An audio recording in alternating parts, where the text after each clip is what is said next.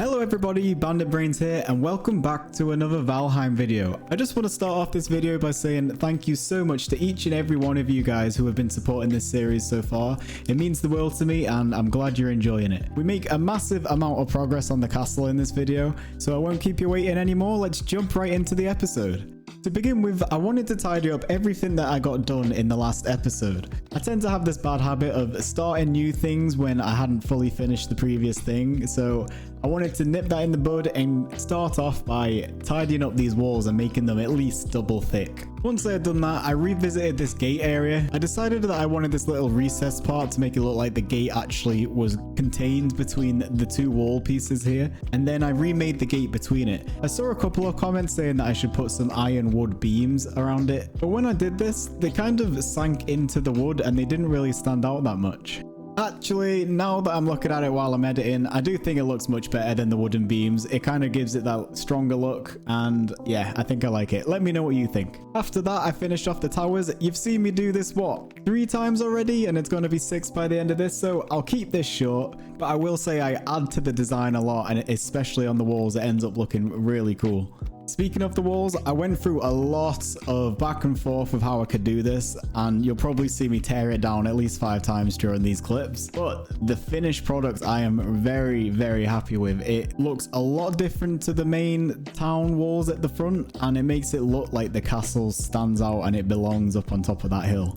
It takes me a while to get around to it in these clips. I was messing around with different ways of using wood and the stone and the columns, but it does all tie together by the end, so stay tuned to see how that finishes out. I do a couple of run-ups from the gate to see if there's too much wood in there or too little wood, and I think I find a good medium. On a side note, I bought a new dedicated server and it's working so much better than the old one. The provider is a lot more stable, so I managed to get my second camera angle back, so you'll see that later on in the video. What you see me doing right now is accenting different square parts of these columns with wood, and I really like this effect that I had going. It's a theme that I carried on all the way around the wall and even transitioned into the towers, and it made the castle look a lot fancier, and that was the look I was going for.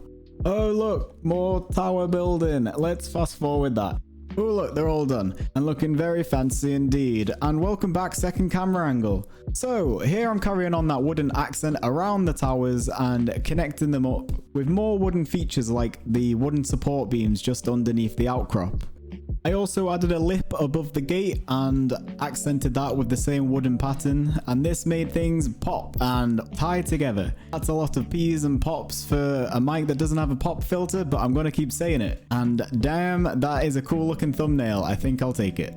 I then got to build in this third tower out the back to finish off that length of wall. But you know, it's another tower. You've seen this all before, so let's move on. With the towers made, I started making the handrails that would join them together and tying it in with the wooden accents from the wall. When I was doing this bit at the front gate, I was struggling with the stability when it came to placing these 1x1 stone walls. That just goes to show how good the iron gates are at supporting this wall, because this wall I think is a lot taller and every item that I'm placing down at this point was still green. Then I started playing around with whether I should add more wood or not, and I came to the decision that I would add this little trim at the bottom which would wrap around the towers, and it tied it all together pretty well.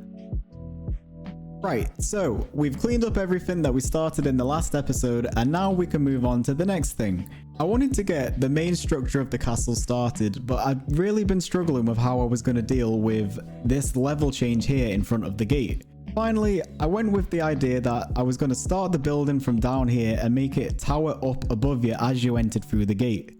I think this would kind of give you the feeling that the building is huge and important as you enter through the gateway. Now, for now, it's going to be a big blank wall like I did with the other walls outside, and then later on I'm going to add the detail. But for now, I'm just going to get the basic shape sorted out. I wanted it to have a mixture of strong battlement type roofs as well as a large pitched roof for the Great Hall in the middle. So I used the 2x1 stone walls to make a rough outline that was probably going to change later on, but you can get the idea of how big it's going to be.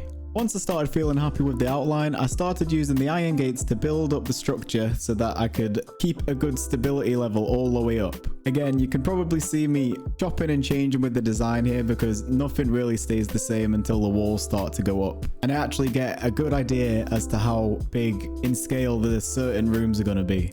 I eventually decided to extend out the back here, but I had problems with removing this mountain part here. It would only come down so low and then I couldn't mine away anymore, so that's a problem I'm going to cross when I come to it later on. But I was starting to feel happy with the overall shape. Now I came back around to this main wall that you come to when you enter through the main gate. I wanted it to be tall and I wanted it to be like imposing so that you felt like you really were in front of a big building. And I also wanted it to be visible from beyond the walls when you were outside of the castle. I decided that this was going to be the tail end of the Great Hall, so the room you're seeing here in the center will be full of tables and full of the item holders holding food and plates and tankards on the tables, probably with a big grand window at the bottom and big grand structural beams holding up the roof to make it a really cool looking grand hall. For that reason, I decided that this room was going to have the pitched roof, so I'm building up the wall at the bottom to go into a point so that the pitched roof can fit in above it. So with most of the building done for today, I wanted to show you how imposing I wanted this wall to be as I came through the gates here. There's going to be more detail, but the sheer wall face as you come in kind of makes you look up and it makes everything feel really big. And of course, I couldn't finish the episode without showing you a view from the street down below. You might notice that the peak of the roof up there isn't a complete peak anymore. I had to make some adjustments because stability was still being an issue, but it's something that I'm not going to worry about too much. I might be able to get a workaround for it, but I'm still regardless going to be able to make it look good.